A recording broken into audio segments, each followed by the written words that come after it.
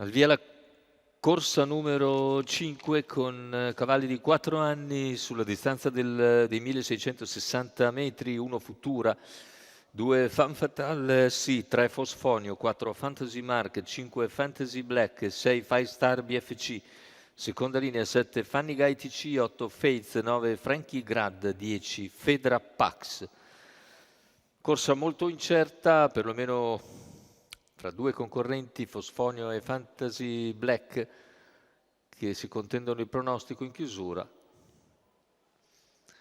Macchina che accelera con la velocità iniziale di Fantasy Mark contro Fantasy Black.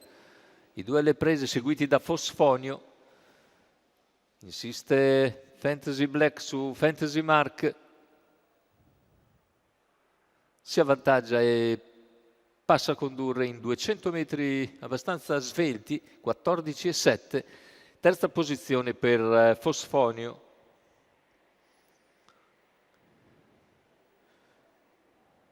Sulla retta delle scuderie c'è la progressione esterna da parte di Firestar BFC, 400 iniziali, intanto in 32 avanza Firestar BFC che raggiunge in seconda posizione Fantasy Mark, che segue sempre Fantasy Black, che conduce al completamento dei primi 600 metri coperti in 46,2.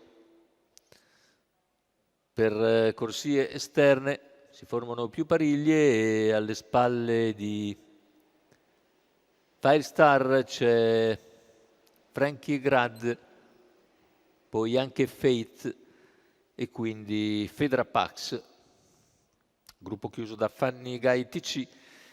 Tanto 31,2 il secondo quarto di gara e chilometro coperto nell'ordine dell'1,16,6. In vantaggio si mantiene Fantasy Black, all'esterno però insiste Firestar BFC. Lungo la corda rimane Fantasy Mark. Numero insiste 8, Faith, squalificato. Firestar BFC che si avvantaggia già a 400 dalla conclusione. Cala completamente invece Fantasy Black. All'esterno Frankie Grad.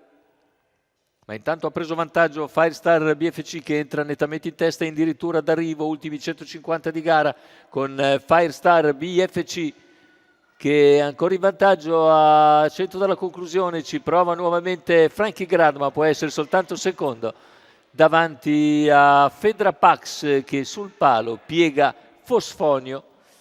1,15,1 il ragguaglio conclusivo e bel primo piano per Firestar BFC che Maurizio Cheli con percorso scoperto all'esterno porta alla vittoria.